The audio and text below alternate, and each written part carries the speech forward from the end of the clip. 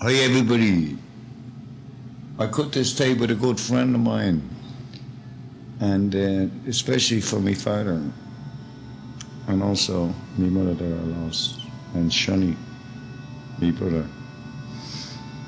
For there, it's in memory for all of you, all the family, all the people that I love. The tape's dedicated to you. On Raglan Run, having not vain, I saw first and knew that what we must know. The influence where I came from now, yeah. But the music in the family goes back to my dad, who was originally from Booterstown, and they used to have kind of, as they called them, hoolies in the house with the accordions and stuff like that. There would have been all sort of gear in the house and that, you know, guitars, stuff, musical stuff, piano stuff in the house. And I suppose Liam kind of went on, he played all the clubs in the 60s and all like that, 60s and 70s like that, you know. He played with a lot of bands all that time. So the guitars would have been there, so Noel obviously would have picked up on the guitar, seen him around the house. Nobody would have been learning songs with a few chords, but he'd go and play in the pubs. But in them days, I don't think he was playing for money. It'd be more of a session in the pub, that you just bring the guitar to the pub, sit down, sit around, gang of lads, a few beers, and you just play songs. And that's kind of where it kind of started for him. Being brought up in a noggin, there was a lot of big families, so we were always into music. Friends would be into music.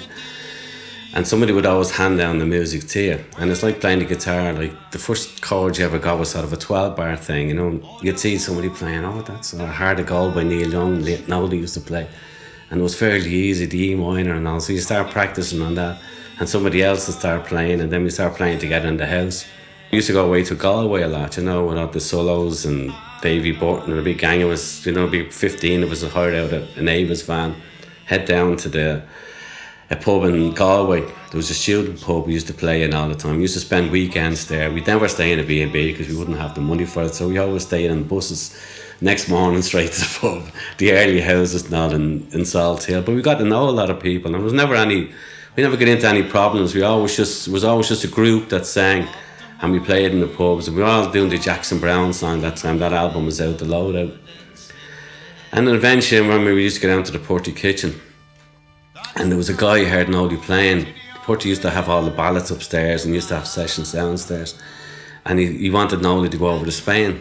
Yeah, he was offered a contract in Spain in '81 to go and play in Torremolinos, south of Spain. Then when I was here, I wasn't playing with the bands anymore. I decided Nolly wanted me to go out to Spain with him. So in '82, I think it was, I went out to Spain, to Torremolinos. I went out between '82 and '83. And played with Nolly in the bars in Torremolinos and all along the Costa del Sol there, basically. And he played in the original pub he was supposed to, but like it, somebody else would hear him play and say, look, will you play in my pub? And then the Manchester lads that we know now today that still come over to this day were running beach parties. So anyway, Paul went over then, and then that started to grow into another version of Galway, so people were going back and forth. And I went over for 6 months each year.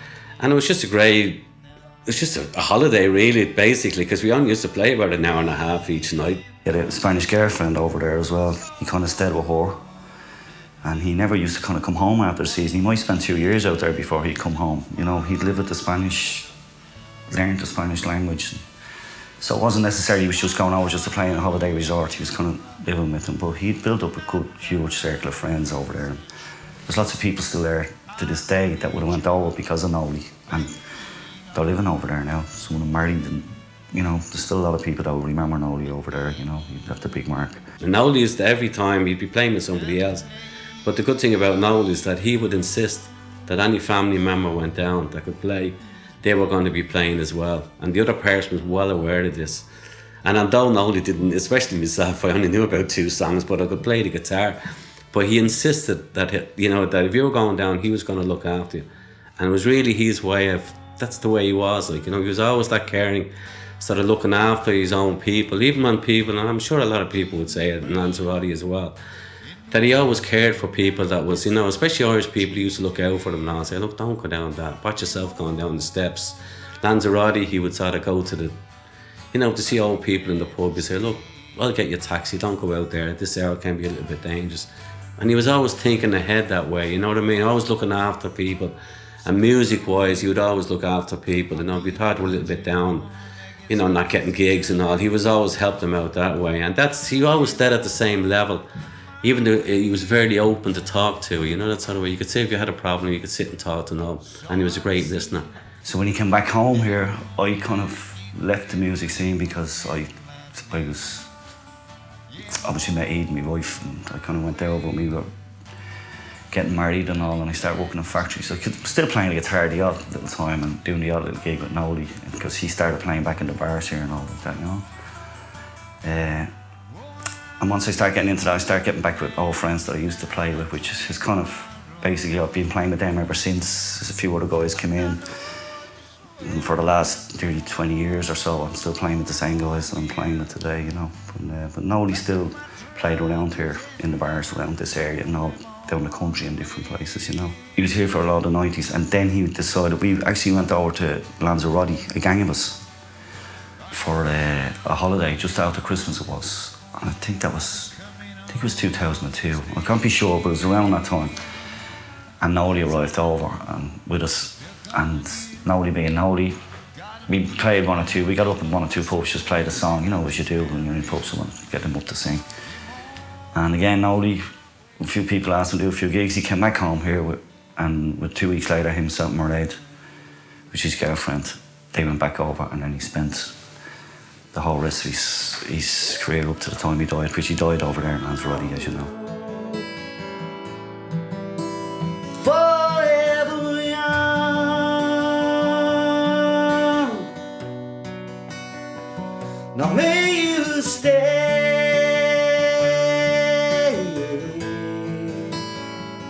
forever young. May you always be courageous. May you always be striped.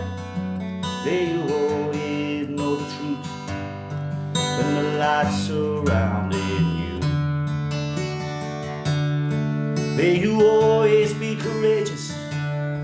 Stand upright and be strong. And be. As you know, like Noel died in Lanzarote, so we had to go over because we wanted to bring the body back.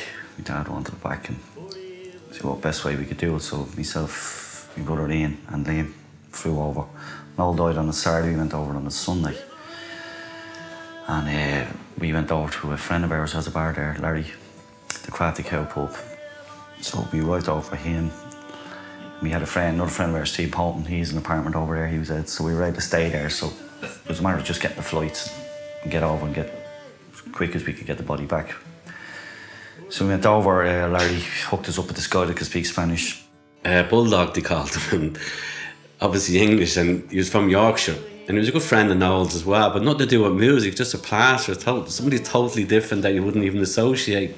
And he drove us around with Larry Weaver, and on the day we were looking for, Noel had obviously died at the stage, and we were trying to get his body back.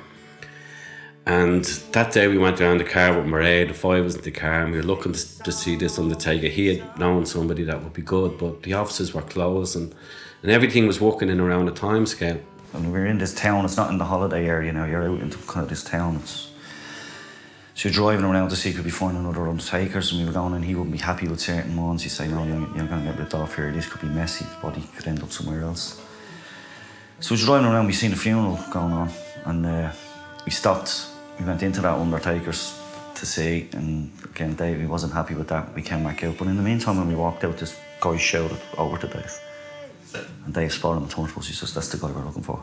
It was just, it was mad, it was just like fate. It's just, we bump into this guy and he said, look, I'm working here with this other guy.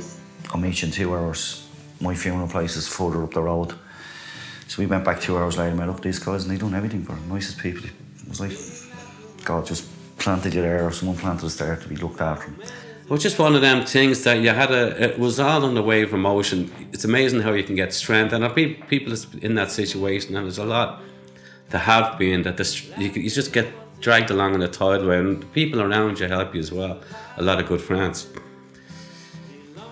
And we came back then, and I remember even, Noel McGuinness that worked for Donovan's phoning me at 1:30 in the morning and said, look, Noel's arrived. He looks great, we look after him and that. And even that phone call was people caring, like they cared within the community. And people that you've been seeing for a long time. And how they, and again, it's going back to working, and there's not so much working, but it's just it's people that from years you went to school with, or his brother would have went to school with Noel, or something along the line, all just blend in together and help out in a situation like that.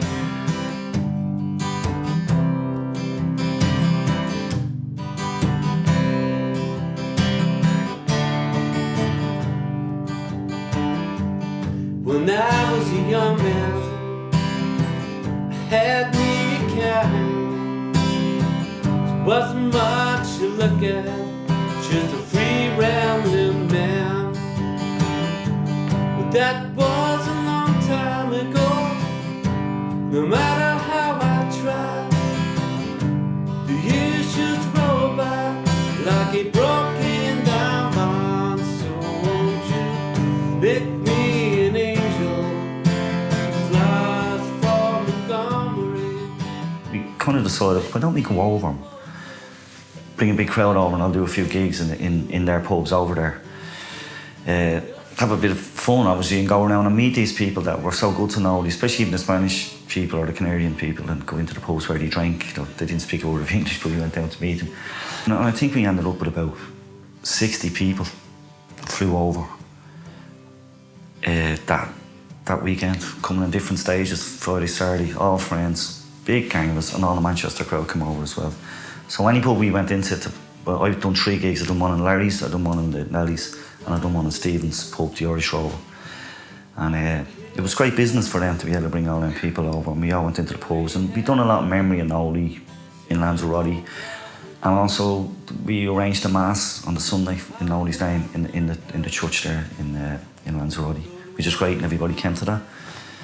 And we had the gigs, and we had a really good time over there, and we gave a good spirit to the place with Noel, and you get a sense that he was with us, and it was a nice thing to do. We said, well, look, let's keep this going. Someone's going to get some benefit out of this. You know what I mean? And it is mostly local. Noel was always good at looking after. Teasing. He was great with the nieces and nephews. And you know what I mean? He'd play a song, and you go to the party, he'd play a song. It was never about making money out. It was always about enjoyment and making people happy. And that was basically what it is, And we said, well, look, let's do it. And then it gives other people, the ones that he would have helped, a chance to play as well. Because there is a few that come in and start playing. It's probably their first time getting up and playing as well. And it gives them an opportunity. And as I said, and then it helps the youth club at Noggin. Black Rock Hospice that helped, And we didn't know that we helped Black Rock Hospice the first year. And then my dad ended up there for a week, and how they helped him. So again, it went back to all that. You know what I mean? So all the time, it's developing, and these things always develop into, you don't know what way it's going to take it. It could take in a totally different route, but it's all for the proper reasons, and it's all in his memory, and again, it's all in other people's memories that we know, Now I'm laying out my eyelids are closed, wishing I was gone, going home. When the New York City windows are all leading me,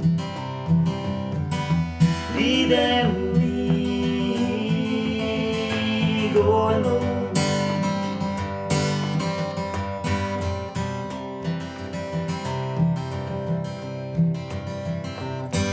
In the clearing stands a boxer and a fighter by his trade, and he carries the reminders of every glove that laid him down and shuts him to be cried on. In his anger and his shame, I am leaving, but the fighter still remains,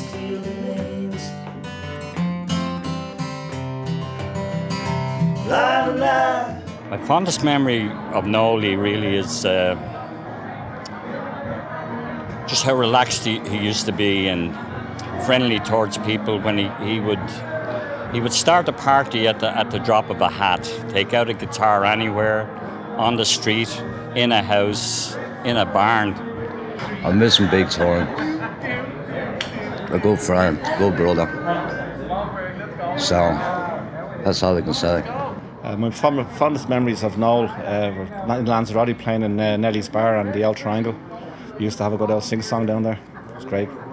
When the holiday would be getting short and money would be getting short, I'd pick him on the way up from Dunleary and he'd come back to my house and go through my own music and tell me about different songs. And one song that will always stick out, it's my party piece, is Dublin 62, and that's my fondest memory of Noel McGuinness. When we went to Glasstool School, the National School was being built at the time, and there used to be a bus used to take anyone from the Noggin and all up from Glasstool School. We had to pay a fare on the bus, but I remember I had no fare, and Noel gave me his fare and ran beside the bus all the way home. And that was always a memory of Noel, always given. Just his voice, incredible singer, just able to draw people in on the way he presented himself as a musician. His gentleness, he was just such a kind person. The fondest memory of Noel was here every week, and when he had no money, he used to do that. You know what I mean? My fondest memory of Noel is when we had our first band and we were rehearsing in Noel's mother and father's house in the shed out the back, and he came in and he said to us, I have a gig for you, and we only had 4 songs in the Pier Inn in Dunleary, and that was our first ever gig as musicians, so that one sticks right in the mind. My worst memory of Noel when we were growing up was that I used to have a big collection of vinyl albums, everybody from Neil Young to Blood, Sweat and Tears, all sorts of bands in the early 70s, and he was forever taking them because he would never buy. Funny thing is, he'd never buy a record. He just wouldn't buy a record, you know. He'd listen all right, but he wouldn't buy a record. And at least once a week I'd come home, there'd be a vinyl album missing. And Noel or the brother Avey would be the 2 people I'd go looking for to see who got them. And believe you me, through hell and high water, I could never get the albums back. You know, that's my, I won't say fondest memory of Noel, but it's always worth a laugh. We actually went to London to see a mate of ours who said he had a flat, and when he got there, there was no flat. So we ended up almost living on the street and all that, and we were taken in by, I think it was the Simon community or someone like that. And just Noel's whole attitude, like, you know, Noel, he never, possessions never meant anything to him. He was as earthy as they come. Amazing vibe. And even thinking now about it is a bit emotional, like, for me, because he was such a special guy. So, in Noel's family, we were at his niece's wedding down in Kildare. And although Noel was very thin and wobbly, I mean, in the latter years he needed a stick. But in those days he could actually walk without the stick, and he could even dance. So we did the Olivia Newton-John Travolta dance at the wedding. Now it probably is somewhere on a camera, but I don't know. But that was one of the biggest, funniest memories I ever had. We took everybody by surprise. So that was one of the better ones. And my favourite song is The Dance by Garth Brooks. But I preferred Noel McGuinness singing it to me. And when he went, I Am a King, I knew I was doing the job right. I loved him. That's it. This is a song I especially dedicated to Mairead.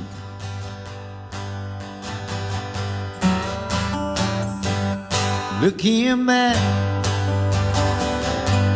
on the memory of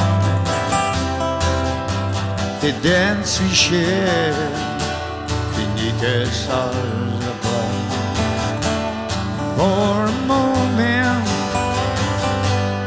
all the world was right. Was I to know that you'd never say goodbye?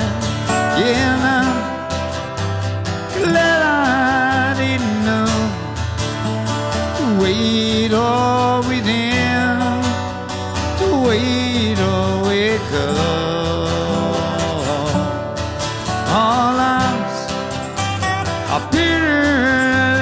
chance. I could have missed the pain, but I'd had to miss that.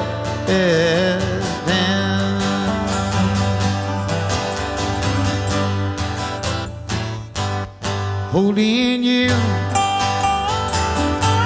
I'll everything for a moment wasn't a king. If I'd only known how the king would fall, and he's to say I might have changed it all. Yeah, I'm glad I didn't know the way it all went down, the way it all would go. Yes, all I better let the chance. Could have missed the pain, but I'd had to miss that down. Yeah, now, glad I didn't know the way it all within, the way it all would go. All I better let the chance. I could have missed the pain.